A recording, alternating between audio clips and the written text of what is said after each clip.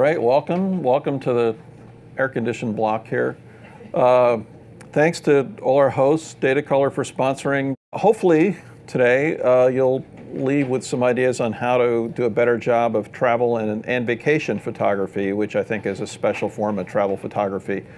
We're going to cover a number of different topics and hopefully give you a good sense of a variety of things that I've learned. I've been doing travel photography, well, for a really long time, decades now, I guess. So we're going to talk about the first part, planning and preparing, which is an important piece of doing a good job, and then how you create effective images once you're in the field.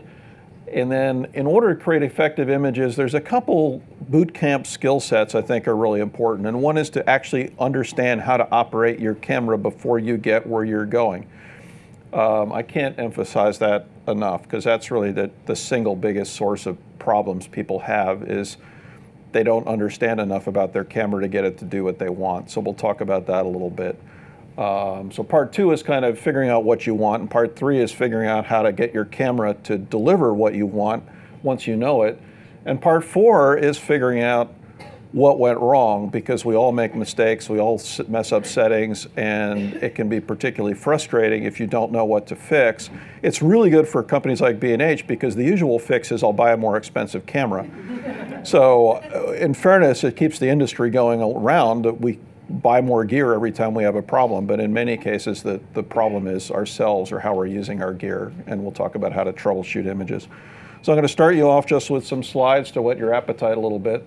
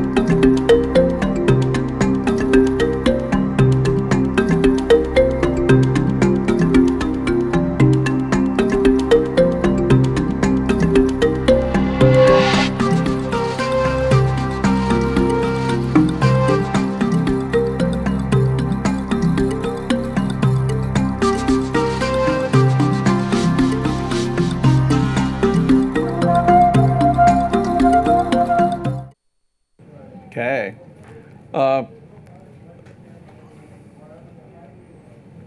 Yeah, one of the primary purposes of travel photography for most people, unless you're trying to do it professionally, is to create memories. So I think that's something to keep in mind, like why you're taking the pictures. Are you creating memories for yourself? You're creating things to share with friends. There's lots of great opportunities to do both, and we'll talk about some of those. As far as preparing, how much preparation you do, I think, depends on how seriously you want to take it. I do a lot of preparation, obviously, for the photo tours we lead, and that includes things like understanding what equipment you have, what you're going to bring, what's going to work at what parts of the destination. And then in terms of the destination, we'll talk about that more, but the more you know about where you're going, where the light is, where the scenes are, when the right time of day is to visit, the better.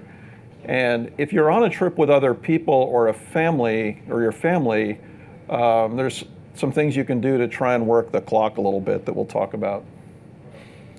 So for most of us, for travel and vacation photography, unless we're doing it professionally and we have a lighting assistant and a photo assistant, we have limited time where we're going. We're not on assignment from National Geographic for a year and a half. We have limited equipment. We don't have 6 anvil cases in the back or a truck that we can bring every single piece of gear we have. So you're going to need to figure out what to bring. But we still have unlimited expectations. Everybody wants to take a picture just like the one on the cover of the book about wherever they're going. And you may or may not know that that guy might have spent 2 months at that location to get that picture, or he might have brought 6 flashes or 4 cameras or whatever. And your audience, though, has high expectations. And your audience may be your friends, it may be Facebook, it may be a local camera club, it could be an art fair if you're selling. It could be a stock photo agency, but they expect you to have those same high standards. So that's pretty tough. So we'll try and help you figure out how to manage the unlimited expectations with limited resources. So as far as learning your gear, which is the first step, like we talked about, the first 2 pieces I'm going to go through in detail later. I'm going to talk about 10 things you should know about how to do on your camera, and then how to troubleshoot your images once you're in the field. And another thing, though, I think is really important is to do a dry run. So for like wildlife trips, we suggest people take their gear, pack it up the way they would, take it to the zoo, shoot at the zoo, come back, look at the images, make sure you can look at all the images with just what you had in the pack you took with you. I mean, sort of manage it as best you can, because you don't want to get where you're going if you're missing a cable. There is no B&H in Botswana. You know, there's no B&H in most places, in fact. So once you start to travel to anywhere very far away, you're on your own with what you bring. And you'd be stunned how many people wind up on the trip of a lifetime. And a classic is they have one tiny flash card that they got with their brand new camera. And the salesman sells them that one flash card. And they get to Africa and they fill it up in the first 4 hours. So I made a little business just selling flashcards to people when I was over there. I'd bring a little stack and sell them to the people we met in the camps over there sometimes who hadn't been adequately prepared. So little things like that. You want to make a dry run, map through your trip, figure out what you're going to need. If it's inexpensive or small, bring 2, bring spares. Flashcards, bring extras, SD cards, whatever. They're so cheap now, there's no reason not to have extras, really. Guidebooks are helpful. As much as anything, the photos in the guidebooks give you a sense of what's possible there, what you might want to look for. The goal is certainly not to just recreate exactly what you see, but there's lots of opportunity to get ideas and imagine, because unless you're going to spend a year at a location, you're not going to learn it like the back of your hand. So you need some guidance as to what you might be interested in looking for. And often the reason you're going to a place is because you've seen pretty pictures of it, or you know there's some interesting tribal behavior or some animals you haven't seen before. So often that's kind of built in. So I look at a lot of guidebooks, photos, even billboards. Like we were last December on our Burma trip. I saw a picture, not like this one, it's like a different one, but similar, on a billboard in Yangon, the capital of Burma, with 2 fishermen on the boats doing a certain thing. And I thought, well, that's really cool. And our guide was with me, and I pointed to him, and we went, and when we got up to Inle Lake, where this was taken, we arranged a photo shoot, and we were able to get a photo in the spirit of the one we saw on the billboard and all. So you can get your inspiration really anywhere, from ads or photos, books. Think about the weather. For example, I take people to various parts of the world in very specific months for a reason. And often they'll say, gee, I can go there in June and it's only 2/3 the price. Well, because it's 130 degrees. Feel free. You know, we go in the coldest month of the year when it's like it is here right now maybe, but that's as cold as it gets. Or the rain. They'll say, oh, you know, I can go in October and it's cheap. It's like, well, that's the monsoon season, so you're only going to get an hour a day that you can be outside in the dry. So you need to think about all that before you rush off to a different part of the world, especially when you get to the southern hemisphere. The seasons are reversed, so mentally you have to think, oh, gee, you know, November might be their winter month, or summer month, rather. Light, similarly, atmospherics, what's the cloud cover going to look like? Obviously, you can't plan the weather everywhere, but you want to get a sense of what it's going to look like, and then what direction the light's going to come from. And there's some great tools for doing that. I use Google Earth a lot. So if you're going to go to a temple or go out to Death Valley and walk out to the Mesquite Dunes for half a mile before sunrise to get a sunrise shot, you really want to know where the sun's going to come up, because once you walk through that sand for half a mile, you don't want to be running around trying to reposition yourself while the sun comes up. So Google Earth will give you the ability to look at a lot of that, and there's another tool called the Photographer's Ephemeris. That's a tiny app you can get for your laptop or your phone or whatever.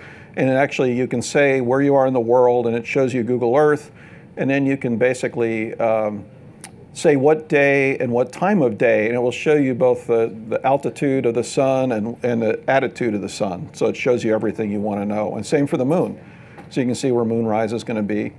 So that kind of research, especially if you're going to a place that has static elements like temples or castles, or like you saw the picture of Angkor Wat in the beginning, that orangey sunrise, well, we knew where to stand because we knew exactly where the sun was going to come up compared to that. So we'll talk a lot more about light, but one thing to think about when you plan your trip is to work the clock a little bit and do your indoor activities in the worst light if you can, midday, and then use those early morning and late afternoon lights as much as you can. If it's a family trip, usually you can get out and do a lot of photography before everybody else wakes up and wants to have breakfast. Dinner is a little trickier, but we often plan dinner when we were doing family trips somewhere like at a restaurant right near where the sunset was. So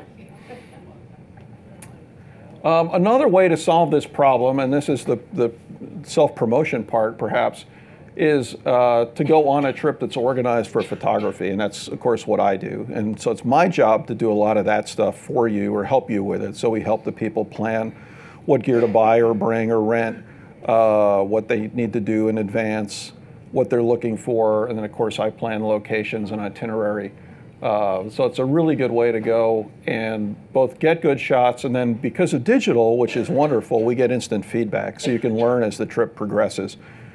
So it's a great way to both get good photos, learn more photography, and enjoy photography with others. If you're going to pick a photo trip, there's some questions to ask. Group sizes vary. Like all our trips are single digits numbers of people. They're very small. I lead them all personally, so there's plenty of one-on-one time. Other trips can be 40, 50, 60 people. They're all structured very differently. So think about the kind of trip you're going on, whether it has logistics for effective photography. One of the issues, like when we do wildlife safaris in Africa, the normal African trip limits you to a very, very small amount of gear. And it's really not enough gear to do very good photography. So we always rent extra vehicles and extra seats and all that stuff so that people have the logistics they need to do very serious, high quality photography while they're there. And so it costs more as a result. That's the downside. But at least you're getting a good product. The one that we're just announcing this week and that there's a special offer for on your brochure is an annual one we do in December in Myanmar. That's one of our clients from last year with one of the merchants we met in the market. It's really, really fun. It's a small group trip. We don't take more than 8 photographers. There's lots of one-on-one time. We always have also a local guide with us who travels with us and a private vehicle. So if you're a non-shooter, the guide can talk your ear off about the sites and the cultures, and he finds us local festivals where we're the only Westerners. It's great. Here's one of the classroom sessions. We chartered this boat on the river, and we had some time before our next destination, so everybody got out their laptops, and we were doing a little Photoshop work there. So it's a great trip. I encourage you all to think about signing up if you have any interest in Southeast Asia. Myanmar, also called Burma, is probably one of the last countries that's really colorful and just being developed. It's sort of the way when I first went to Thailand 30 years ago. It's a lot more like it would have been going to Thailand 30 years ago, or maybe Cambodia 15 or 20 years ago, if you could have gotten into Cambodia then. But it's still that way. So they're great people. It's a wonderful country, and it's changing very rapidly. So we visit the major highlights: Yangon, which has the huge golden pagoda, the Shwedagon, and some real colorful street scenes. Bagan, the planet temples, you see the ballooning there. That's shot from one of the balloons of the temples. There's 4,000 pagodas and temples in that plain. It's pretty impressive. And in Mandalay, which has 120,000 monks, so it's a great place to photograph monks. It's actually much better to photograph monk processions there than Laos, which is now covered with tourists on both sides of the street. The famous monk shots in Luang Prabang, Laos. Unfortunately, you can still get the shot of all the monks, but there's another row of photographers behind them on the other side of the street. So it's not the same as it used to be. And then Inle Lake, which is just this gorgeous, huge lake with all sorts of colorful tribal customs around it, including these fishermen who row with the oar on one leg, wrapped around one leg, and they stand on the end of the boat with the other leg, and then they cast their net with their hands. And it's just almost inconceivable to me that they can do that all day and not fall. And then we'll do an optional extension as well, but that's a fun trip. Something else that's really important to me and to us is if you're going to go on a photo trip, either your own or one that somebody's organized, is to think about the ethics. And I divide that into two parts: the economics. In many cases in these countries, and Myanmar is now becoming more of a democracy, but it wasn't always, and a lot of the tourist infrastructure was government-owned, and the government was not very nice people. So we had to work very hard to make sure we used private guides, private hotels, and the money was going to the people we wanted it to go to, and not to the junta, if you will, the military government. So that's something to think about. Most countries, that's not an issue, like Europe or whatever. It's not. You don't really need to think about that. What you do need to think about, and we see this a lot, is what I call kids and critters. A lot of people hand kids money for things in these countries, either because they're begging or because they want $1 to take their photo. And it's just awful because the parents realize they can make more money off the kids by sending the kids out in the street to beg for dollars and have their picture taken than they can if they put the kid into school. So it's a very corrupting influence. It's a really bad idea. If we're going to give something out, we give out pencils. We'll go to a school and give every student a pencil, stuff like that. And usually what we do is we'll go to orphanages or monasteries. We'll make a donation to the orphanage or to the monastery, and then we'll spend some time with the kids there when they're in their off hours or whatever. And they love spending the time with us, and it doesn't corrupt them in any way. So that's something I take really seriously, and the same is true of tribes. It's tricky, like the Maasai now. You can go to a Maasai village, and it's $5 a head to photograph the Maasai, and it's their business. And it's like, okay, well, we're not corrupting them, we're renting them, and they dress up, and they're like models, and you're paying them, and at that point, it's a commercial transaction. But if you're going into people's houses or their villages, and it's their kids, and they're begging, it's really, it can get out of hand. Okay, so these are some of the topics we'll talk about. Now that you're there, you're prepared, you have all your gear, you know what time of day you want to be there, we'll talk about how to create effective images when you get there. And that starts by working with a light. And light is the most important. Obviously, photography means writing with light. So it's really the most important piece of what you've got working for you. Ideally, you want this sort of golden light, which is around sunrise, sunset. At the equator, it doesn't last very long, maybe 30 minutes to 45 minutes sometimes. In Alaska, when we're out with the bears, the golden light in the evening can last 3 hours because the sun stays much lower in the sky, and so it's low for much longer, whereas the equator, it's basically going in a straight line this way. So the amount of it varies.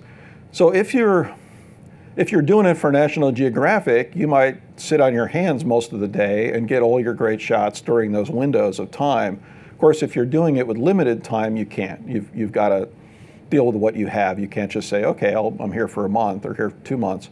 You're here for a day or two in each location, or 3 or 4 or whatever. So you're going to want to work at other times of the day as well. But I'll give you an example of the difference the lighting makes. This is a tree of open-billed storks on the Chobe River in Botswana, and it's a really fun photo, and it's really interesting, and people are like, oh, that's great. Well, that's not the identical tree, but that's essentially the same tree 2 hours earlier, and it's totally uninteresting. So you can look and see the difference lighting can make between just sort of an image where you'd go, oh, that's nice, that tree has a lot of birds, or wow, that's really dramatic, how'd you do that? And the only difference there is knowing, and this too, it matters. If you see that scene and then you imagine, gee, wouldn't that be cool with the sun behind it? Then you can start to shape, okay, let's make sure we're where we want to be when that sun's behind it. And that's one of the things we do a lot on the photo tours is try and figure out where the interesting shots are going to be, when they're going to be, and then we try and be there at the right time, sometimes with a model that we've gotten to be in the scene, other times just with whoever we find there or whatever we find there. So that said, you can't always work at that time of day. You're going to have to work in the middle of the day a bunch if you're on a trip, because that's why you're there. So one trick to do is just to make sure everything is lit by the sun, because where you run into problems is when part of your scene is sunny and part shady. So if part's sunny and part's shady, your camera has a really hard time in the middle of the day capturing the entire scene, and you're going to have to make a trade-off and either make the sunny part look good or the shady part look good, and we'll talk about that a little bit. But if you get everything lit, like from the tour boat where we're going around the Statue of Liberty here, then we're okay. Even though it's midday, as long as I don't burn out the white in the Coast Guard boat, I get a pretty clean image and it looks reasonable. Another trick is to use a polarizer between like 10 a.m. and 2 p.m. in particular, because what we don't realize, most of us, is that when we're outside on a blue sky day, most of the light doesn't come from the ball of the sun, it comes from the blue sky around it that's reflected. So 80% of the light on a sunny day is reflected from the blue sky. And that means it's got, A, it's scattered, so it gives you a lot of glare, and B, it's a little too cool. It's blue instead of the sun, which is sort of yellow. If you put a polarizer on, you can cut that out. It's going to warm that scene. It's going to make it look like it was taken under better light than it really was. So that's a really neat trick you can do. The other thing you can do is try and make it work for you by capturing scenes that are, this was done with a polarizer in Sossusvlei in Namibia, but it is one of the hottest, driest deserts on the planet. So it makes sense to be photographing it on a hot, dry day because you want it to look harsh and dry. Or in this case, this black-backed jackal is hiding under this little tiny piece of shade that's not even as long as he is, but we've made the point that he's hiding from the sun, and we've broken all the rules of composition. The background's brighter than he is, he's in the shade, that's the sun. So you'd think it wouldn't work, but it does work because we're using all of that to communicate what the animal is trying to do there. So it tells a story. This is in the Shan State in Myanmar, and these guys are plowing with their oxen.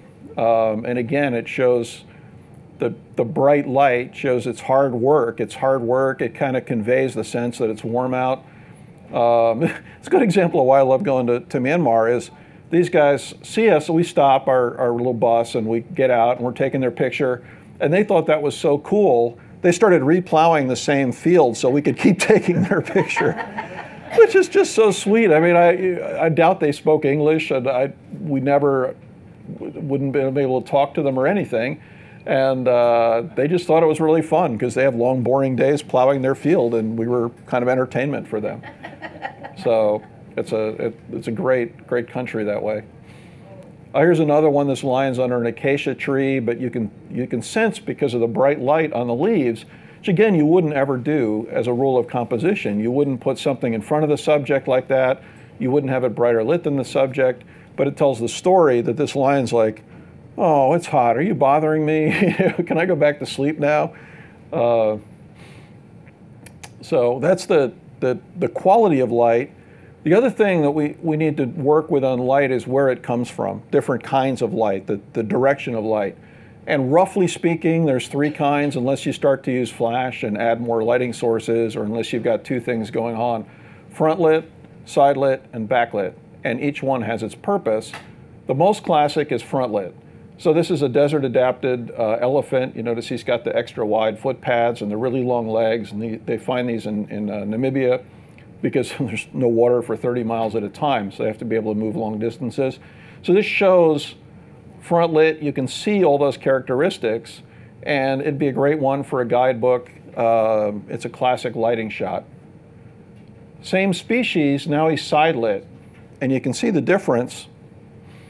We go from, okay, I get who the animal, I get the features of the animal. Here I get the depth of the animal. I get a bigger sense of mass and shape because that light's coming from the side, so I'm getting a sense of there's mass there. That's more dramatic. Maybe not quite as good for a guidebook shot, but maybe better for a slideshow. And then backlit is the trickiest. Typically in backlit, you're going to wind up with shapes. So you're really looking for shapes. Like one of the things we'll do in Safari is find some giraffes and then notice where they are, and right near sunset, try and come back and get the sun behind them as it sets with the giraffes and stuff. So you're looking for silhouettes and shapes mostly with the backlit. And you can see the difference here too with these brown pelicans, the difference between front lit and side lit.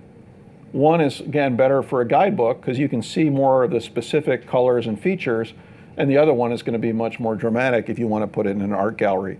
Neither one's wrong. They're both just different shots depending upon what you want to convey.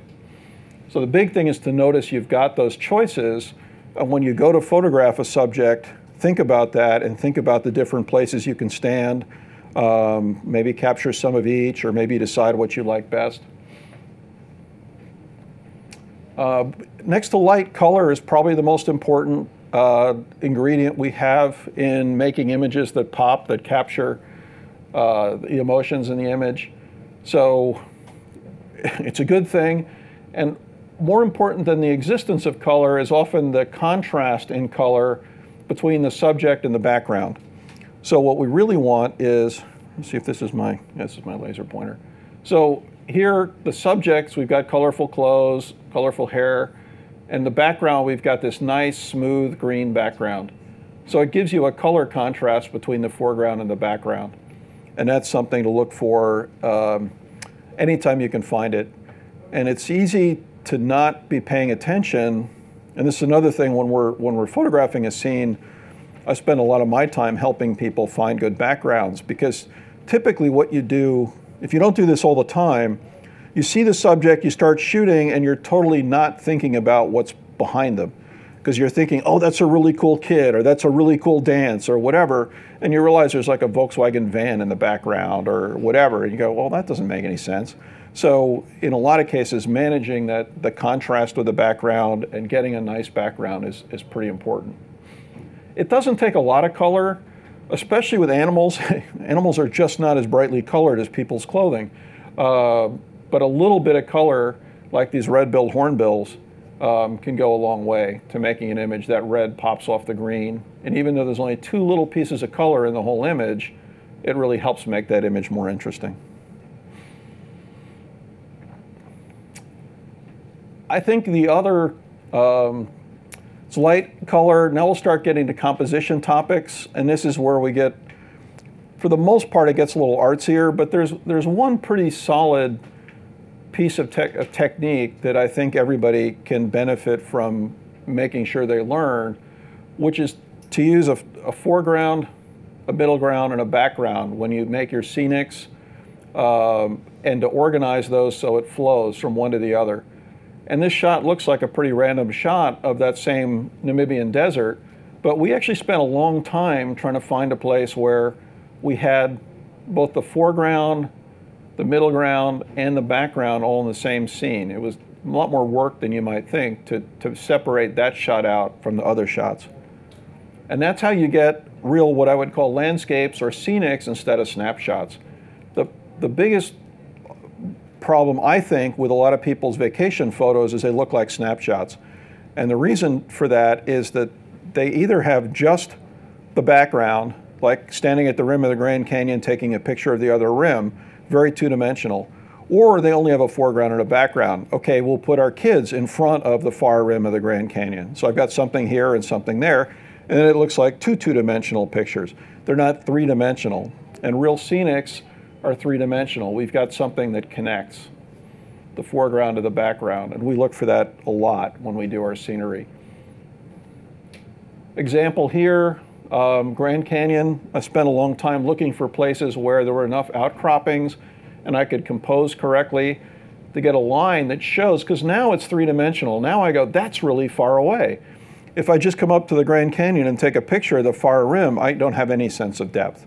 I do when I'm standing there, so I'm convinced it's far away, and I show the slide, and I know it's far away, and the audience is like, I don't get it, because they aren't standing there. They don't have a memory that it was far away. Your picture has to show them it's far away using the third dimension. So this gives us that third dimension. I can tell, wow, there's a lot of mountain between me and the far side. So it leads you in a path through the image. And then, of course, I found one where I also had kind of a foreground, the snow on the bushes right where I was standing. So it gives you all three. So there's a real simple example of that. Here's a building in the background. It's like, great, building, fine, shot a record, not very interesting. I can add a middle ground with this other building that connects to it. Now I get a sense of scale, of distance. I'm almost there. And then I put a subject in it. I've got a foreground, middle ground, and background.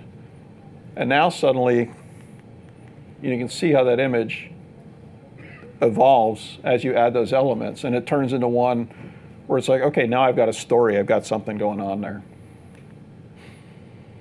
And these are just examples, again, where you're wandering along the countryside. This is northern Namibia. But we were looking for places where there was something going on. We loved the sky, but then we wanted something in the middle ground, the hills, and we wanted some trees, so we had a foreground. So we didn't just take a picture of the sky. We looked for places where we could put together a composition. Same here. If you notice on the water, one of the nice things about water is if you get it at the right time and it's calm enough, the reflection in the water can act as your middle ground. And we do this a lot with the bears in Alaska. We'll get the bears, and you don't have a sense of how big a bear is if it's just standing there out on the mud flats.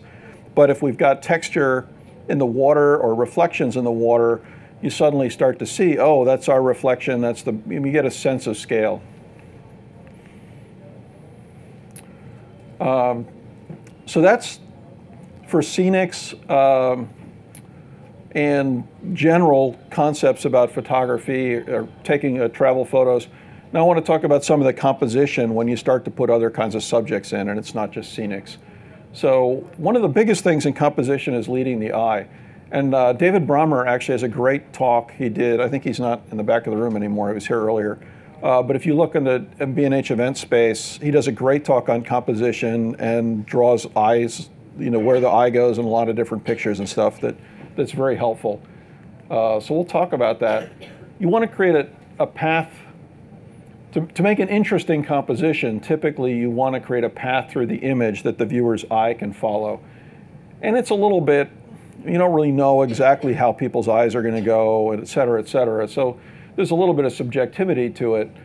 But when you take pictures, some of them are going to look more interesting than others. If you take a whole sequence, I spent the morning, for example, at the Occupy Wall Street demonstrations. And there were some images that came out as being more interesting. And if you break them down, it was kind of like this one out of the sequence I took of these performers in Central Park. There was enough going on that you're attracted to this guy upside down first because he's got bright color in the front of the scene.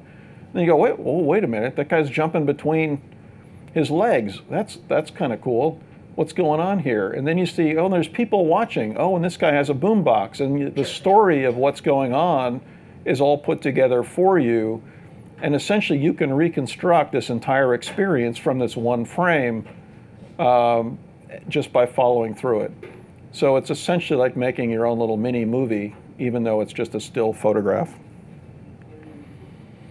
Now some images it's what I would call, if you're a basketball player, I would call a layup. There's some where it's really easy, like Venetian Canal, hey, line through the image. How much easier can it get than that? So there's some where it's a no-brainer. You can't take a bad picture standing on one of these bridges if you've got nice lighting going off in the distance. Other times it's a little tougher to figure out. To help you figure out where the eye goes, there are some rules of thumb. The eye tends to look for what's sharp first and then go to the out of focus areas. That's one reason that when we do post-processing, we often over-sharpen or sharpen the subjects or blur the backgrounds. It tends to go from colorful to drab. It looks for spots of color in an image. It tends to follow lines in the image. It tends to follow gazes. So if things are looking at other things in the image. And Burma actually does a good job of talking about some of the classic Bresson photographs and all that have these surprise elements. So you follow the line along, and then there's something that surprises you. And you may not notice that when you look at the image. You just look at it and go, that's cool. But if you break it down, you'll see that I love little surprises along the way. That's just one of the examples. That's the Sosablé Desert as well. Worked really hard to find this yin and yang time of day and that composition. So here's some examples of lines through the image and following the gaze. Action is one way to get people to follow a gaze. These guys up in Mandalay are pounding gold leaf to use on the Buddha, and it has to be done by hand, and they do this for 4 hours with these mallets. And they're pounding away, but you can see, and it's a little small to see from where you're sitting probably, but this guy's mallet is actually blurred because it's moving. This guy's coming down. So your eye naturally tends to follow, like, okay, he's hitting something. What's he hitting? This. Oh, this guy's hitting it too. So you've got a natural path there through the image by using the motion. Worshippers, subjects communicating with each other or with a shrine are a natural path. You've instantly got this person communicating with, this is Vishnu and Angkor Wat. So you've got a very natural flow through that image. It just works without any help from me, really. This was just lucky. This is a temple that I really like photographing outside Mandalay and Sagaing. And these worshippers just happened to be coming down the middle of it while I had my tripod set up taking a picture of all these Buddhas. And it gave me a couple things. So these lines are much like that Venetian canal, but with the addition of the worshippers, we also got a really strong formation where it turns into a triangle here, and triangles are great, where triangles are a really strong compositional form that you can look for.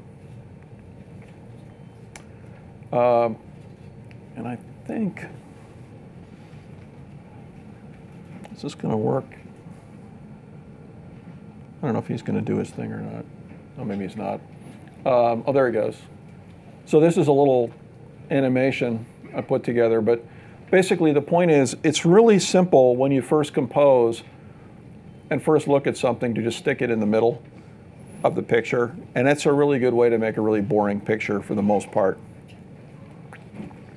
So there's about 20 different compositional rules or terms, PowerPoints, rule of thirds, etc., that basically boil down to take your subject and put it somewhere in the picture besides the middle. And now the good news is most of our cameras are high enough resolution that we can kind of cheat on this. And even if you take a picture with the subject in the middle, you can crop it later to kind of move the subject around to make it interesting. In fact, I would suggest that as an exercise for you is to go through and look at the pictures you take with the crop tool open in your favorite editor and just move the crop frame around and see what you think of the picture, or take different crops and show them to other people, see what they think of the picture, and start to get a sense of what you think is interesting, what other people think is interesting. Because again, one of the disadvantages we have as the photographer is we have a memory of the subject and the scene and the experience. So if you find yourself constantly having to explain your photos to people who aren't that impressed until you tell them all about the photo, that may be a symptom of the fact that you remember how cool the scene was, and they're like, I don't know, it's an 8x10 photo on a piece of paper or a screen. So you want to do as much as you can to convey your experience, your memories, and your emotions in that 8x10 piece of paper or screen without you having to explain why it was a cool picture. So moving the subject out of the middle is one of the most important things you can do. A lot of the cameras have a grid you can put up to remind you, and it'll show it in the viewfinder, and you can put it up in the corners.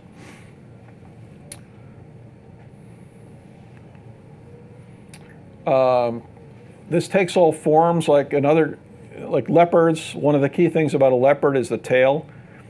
And one of the easiest things to do the first time you see a leopard is focus on the head, put it in the middle of the frame, and you will never ever have the tail. And you've lost half of the value of the animal potentially.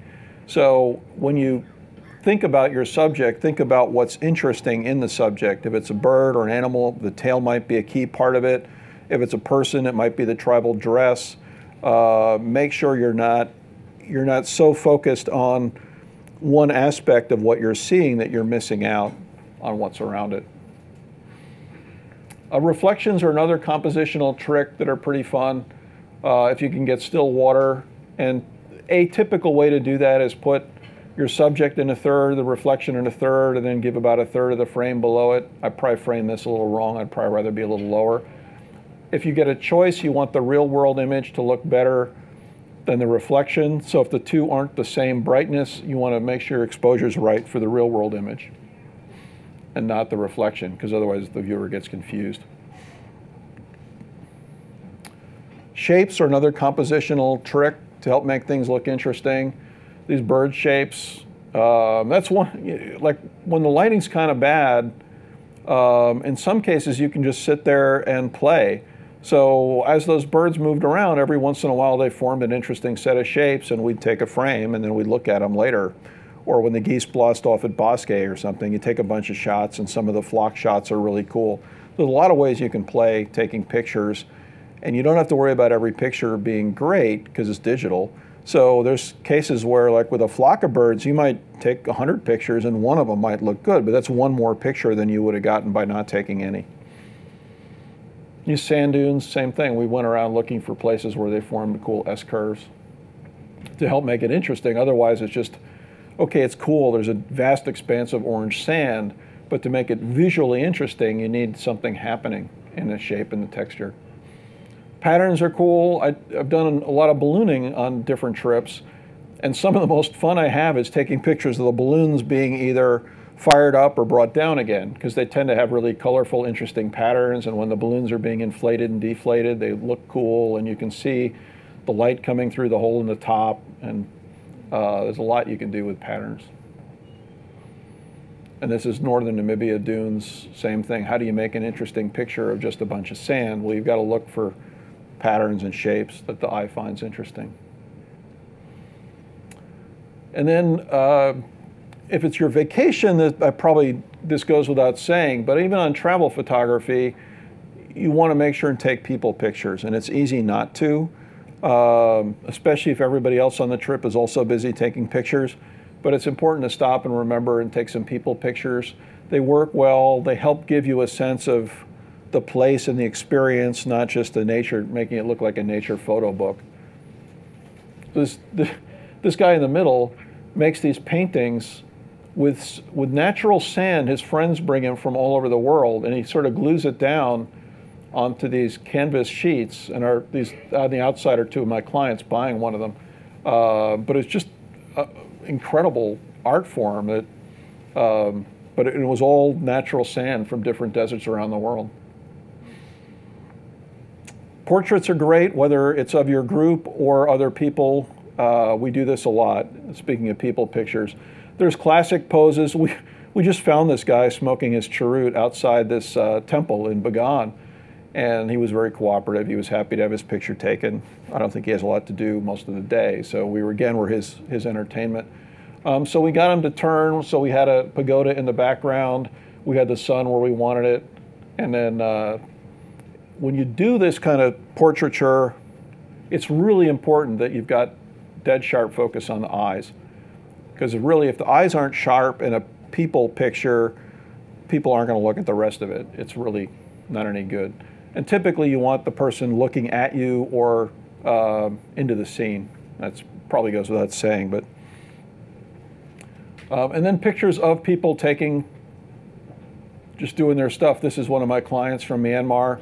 And she only brought an iPhone with her, but she got some amazing shots of the novice monks, and she would share with them, and they're laughing. So she's showing them the pictures, and then she'll take a picture and show them the pictures. And she was able to work at 2 feet away from these monks, whereas if you just take your big DSLR and try and kneel down and shove them in a kid's face, it doesn't work as well. So she actually got some amazing shots with just the iPhone by being outgoing introducing herself and working with the kids. It's a bear portrait, so animal portraits work too. This is from our Alaska trip that Nancy here is coming on.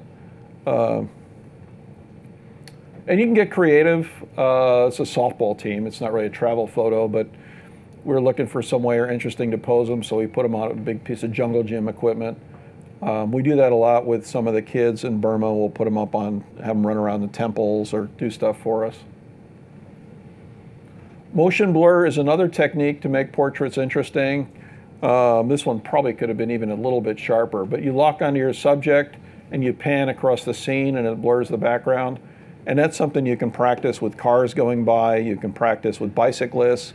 You can make some pretty interesting shots just tracking along, and then you get your subject sharp and the background blurry, and it can make it look a lot neater than a boring background.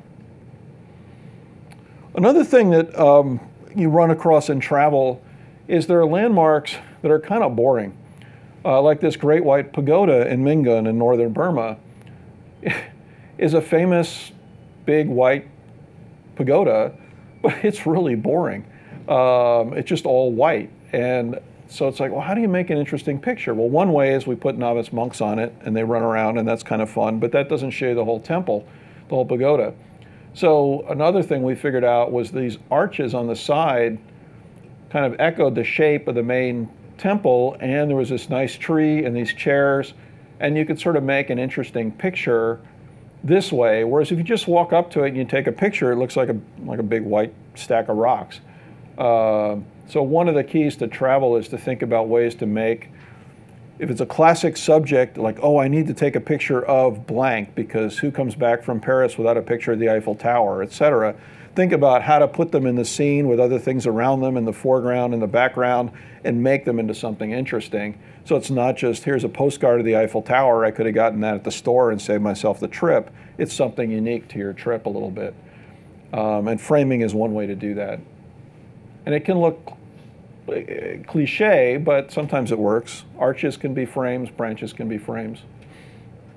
Sometimes you just get lucky. This is a friend's apartment in the Upper East Side, and there's a double rainbow outside. So, you know, sometimes you don't have to do any work at all.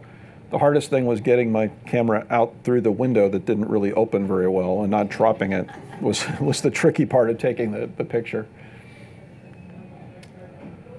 And then what I call EDLs, environmentals, take pictures of people doing what they do. This is Vic Falls in Zimbabwe is on that side. Zambia is where those people are on that side. And there's a pool there that isn't quite as dangerous as it looks, but it makes for a great shot from the other side where it looks like they're right at the edge of Vic Falls. So yeah, photographing the surroundings, the locals, your fellow travelers, get some pictures of yourself so you can show what you look like there. And that tends to immediately connect you with your audience if your audience knows you. So if your audience is your friends or your extended clients or whatever, that makes a lot of difference to connect with you. If you're just going to an art fair and selling travel shots, obviously pictures of you probably are not going to sell well unless you're really cute. So we do a lot of this just everyday life, kids we find doing stuff around. And for the most part, if you get far enough away from the other tourists, the kids are really friendly. They want to have their picture taken. And with digital, it's great because they love seeing their own picture. In fact, there's cases where we just hand them a camera and they go wild. They're all taking pictures of each other and comparing them, and we just watch them have fun in some cases. So if you get far enough off the beaten track, it can be a really fun experience. If you're in a tourist area, you run into the problem that everybody's like, oh, I want $1 to have my picture taken, and we don't do that. So you have to be careful where you do those things. People in their environment, I think this has become more important recently. I think there's a lot more concern about globally cultures that are disappearing, environments that are changing, how people live. And it's become, I think, fairly popular or popularized to take environmentals of people in their environment. So markets, but this goes for animals. Instead of just a portrait of a lion, this young adult male lion has probably never seen a python before. And he just doesn't know what to make of it. He doesn't know, can I eat this? Is it going to can it bite me? Is it poisonous? And they went at it for a long time, and eventually the lion backed away. Or in this case, one of the great things about ballooning is you always want to have at least 2 balloons, because some of the best shots are of the other balloon when you're up. So this is that same Namibian desert, and that was our other balloon up there. So you get a sense of not just, here's a picture I took from a balloon, but look, I was in a balloon like that, and this was a cool thing we did. Oh, this is us sharing the images in Botswana. This is one in near Mandalay, Ubane Bridge, and we spent a lot of time positioning a little rowboat at sunset with a guy rowing the boat who doesn't speak any English, so it's always fun getting him to position it right so we get the sun under the bridge and the monks crossing and stuff. But a good example of an environmental where we know that bridge is going to look great at sunset. A lot of the monks are going to be returning to their monastery, and it's a place we go and we know we can make something that's unique to that part of the world, because you can't get that anywhere else. For example, they don't build many bridges without railings anymore. So that's a 170-year-old teak bridge. Okay, once you've got all the shots, you want to do something with them. I'm not going to spend a lot of time on this, but everybody I know is familiar with the social media for sharing. There's lots of those options now. For slideshows, I really rely on ProShow. I use ProShow Producer for everything. It's an amazing product. They've got ProShow Gold if you don't need all the features of Producer. There's a web version now. It makes great slideshows very quickly. It's not free, but it's not outrageously expensive. I think it's Windows only, but the web version you can run from the Mac. For books, I use Blurb a lot, and we teach Blurb on our trips. They do a great job with book publishing. I know there's another one some of the folks at B&H use, but I can't remember the name of it.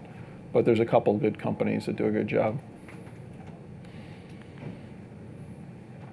And then sunrise and sunset are kind of special times, and it's a long slide, but in short, one of the things I would make sure and do is shoot at both directions. Like a lot of times we'll do sunrise and sunset from the top of a temple, but we'll do it for both ways. Okay, that's all about how to decide what you want to create. Now this section here is on our website, and of course will be in the video. And it's not designed for me to actually take you through how to do these things right now, because there's no way I could do that. But it is designed to give you a sense of what you should probably know how to do with your camera or decide you don't need before you go. So it's kind of like a checklist you can run. So for example, real simple stuff, turning it on, setting how long the display stays on. What do you do to record a video? And then below on each step, in italics, is the exercise I suggest actually making yourself do to make sure you didn't just read it in the manual, but you actually know how to do that. So the same thing with the focusing, learn about that. Zooming, setting your image quality. This is one people get wrong a lot. The cameras come out of the factory at JPEG normal usually, which is kind of a poor setting. You almost never want to leave it there. You almost always want to put it to one of the high quality settings. Make sure you know how to store, how to get things off your phone. If you're just using a smartphone even, you want to make sure it's backed up somewhere, or you know how to get the images from it, because if that phone gets lost, you don't want to lose all your images. Same for your camera. Batteries and chargers, spares of those things are very helpful on long trips. Card reader, how you transfer. Flash is optional, but if you're going to use it, practice with it. Make sure you know how to use it. Make sure you know what the upsides and downsides are. Flash in this picture allowed me to really highlight the front one of these nuns as they were coming in for lunch. Mess with your ISO. See how high your ISO can get before you start getting really noisy images, so that you know what your limitations are in advance. Otherwise you're in the field and you start cranking it up and you might not like your images. Learn how to meter, learn what the exposure modes are, how to use exposure compensation for brighter and darker if you need it. This is a horn puffin from our Alaska trip. Learn how to And then a lot of cameras have scene modes, and they can be really helpful if you know what they do for you. They're kind of a black box. So if you want to use them, I would practice with them and make sure you know what each mode does for you and doesn't do for you, rather than just assuming that the sports mode is going to be right for sports or whatever. I would experiment with them first. And finally, if you want to do more advanced techniques in the camera, then learn how to control your depth of field, how to control your shutter speed to make sure you can freeze action.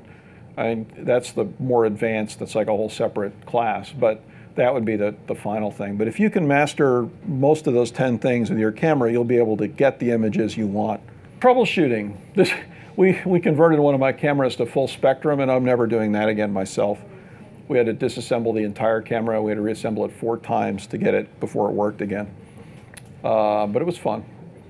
That's my daughter, who fortunately has much smaller fingers than I do, reassembling the camera. On a photo tour, people can ask me what's wrong with an image, and I can help them and we can work on it. If you're on your own, it can be very frustrating if you don't know how to diagnose what's wrong with your images. So I'm going to take you through the most common image problems and a little bit about how to tell the difference. Like, for example, a real typical thing is my images aren't in focus. It's like, well, okay, do you know that? You're guessing that? You think it's a problem with your camera? A lot of people don't even understand the difference between if the subject is moving, like in this one, the frame is sharp except for the cat. So it's very easy then to say, okay, the problem is the cat is moving. You know, that's subject motion. I don't have enough shutter speed. This one, the whole thing is a little blurry. It's like, okay, the camera's moving. That's my fault. I need to hold it more still or use a higher shutter speed. If part of the image is sharp and part of it's blurry, that's when you know that camera's focused in the wrong place. So the camera's not focused on the correct part of the image. It's focused on the leaves and not on the person and the cat. And then finally you put it all together. But it's real important to know what the problem is and not just say my images are blurry, because there's at least these 3 reasons that an image can be blurry. And if you don't know which one you're trying to fix, you're not ever going to be able to fix it. To decide if it's a motion problem, the experiment I do is just bump the ISO way up. Don't care about the noise, because all you're looking for is sharpness, and then take those images and then see if they're sharp. And if they are, then you know the issue is your shutter speed. Misfocus. If part of your image is in focus and part isn't, you need to run the same experiment. Datacolor makes a very cool product, this LensCal here, that we use on all our trips to make sure our lenses are focusing where they're supposed to be, or you can put a bunch of bottles on a wall. So you want to make sure your camera is focusing where you think it is, so that if you take pictures and the wrong thing's in focus, you'll know if the camera's at fault or you're just not focusing it correctly. Grain, same thing. A lot of people say my images are grainy, and part of it can be they take it in really low light and it's just going to be grainy, or they underexpose and then they bump it way up in Photoshop and it's grainy.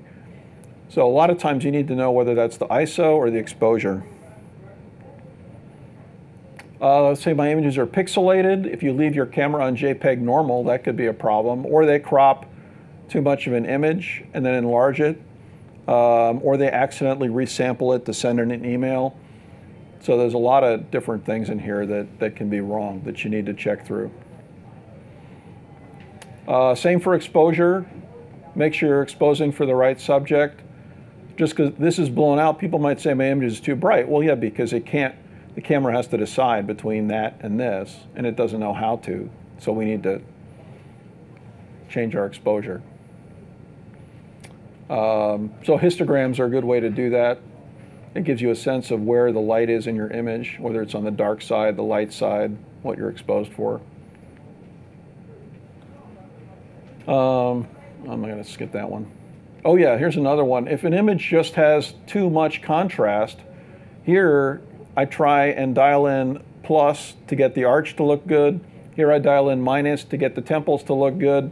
I can't do both at the same time, and that's when you use an HDR, high dynamic range setting, so I can get both the archway and the temples. That's the only fix for too much contrast. Now, one really key thing, it's a word from our sponsor here, is it's really hard to do any of this if your monitor doesn't show you color the way it's meant to look. So you really want to make sure and calibrate your monitor with a hardware-assisted calibration tool like the Spider 5, which is great, and we're going to give one of those away. Everybody who's signed in is eligible. We'll do a little raffle at the end of this based on who's signed in. Otherwise, you can't tell if you're looking at the right thing. So that's really key, I think. Every professional photographer does that. Also, if your color looks bad, one of the problems can be you push the ISO too high. This is a good example of an image, both taken with very high-end Nikon DSLRs, one at about 800 ISO and one at 6400 ISO. And you can see the high ISO one just loses a lot of color as it goes up. Now you can bring some of that back later. It's not fatal necessarily, but you need to know what you're working with. Poor color, we already went through the harsh light before. Another problem is poor color can be the white balance is off. This image looks very blue because the camera is picking the wrong white balance. So white balance tools in Photoshop or Lightroom, you can say that should be white, and it would snap this into a proper situation. That's one of the first things to look at in post-processing. Poor color sometimes is just tricky light. This is indoors in an arena that's not designed for television. There's not much you can do about that except if you can use flash, then your flash is a controlled source of light. And that's one time to use flash. Now this is too far away through plexiglass. I couldn't use flash there. Image quality itself is not such a big issue anymore, but if you think you're getting different kinds of color shading like this, where the colors are different throughout the image, or distortion, then you need to shoot test targets or get a better, that's where you do need a better lens at that point, or fix. I use DxO's Optics Pro to fix a lot of this in my images if the lenses have problems. But that's something you're never going to be able to fix. I mean, if you start to get this when you shoot a test pattern, there's nothing you can do as far as your camera settings that's going to fix that.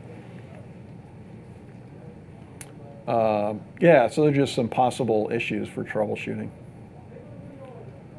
And this is our schedule for where we go. We'll be at Southeast Asia in December. I do 2 bird photo workshops in Texas, Rio Grande Valley, and the Hill Country in May. And then every year I take 2 groups up in July to photograph the grizzly bears and puffins. And then I periodically do African safaris. I'm doing one actually next month, but those don't have any more of those scheduled right away. So that's part of where I go to teach people stuff. So with that, questions? What camera lens do you use? What's that? Camera you use? Oh, okay. My primary camera is a Nikon D810. I like it because it's smaller than the big D4, and I travel a lot. And I love the image quality. I wish it had a little higher frame rate. If I was buying today, I might buy the D750 instead, personally, because it's a little cheaper, a little quicker, but it wasn't out when I bought my D810. And I've got a D600 backup, and then I have a full spectrum converted D7000 that I can do infrared with or RGB, and then I have a bunch of other cameras, but those are the main ones I use. And I always carry a little point and shoot. This guy's been in my pocket for 4 years now, this Canon S100. I mean, I always have that with me. Thank you very much for coming. Whether you're a hobbyist or a professional, B&H has the answers to your questions. Experience a world of technology at our New York City Superstore. Connect with us online or give us a call. Our staff of experts is happy to help.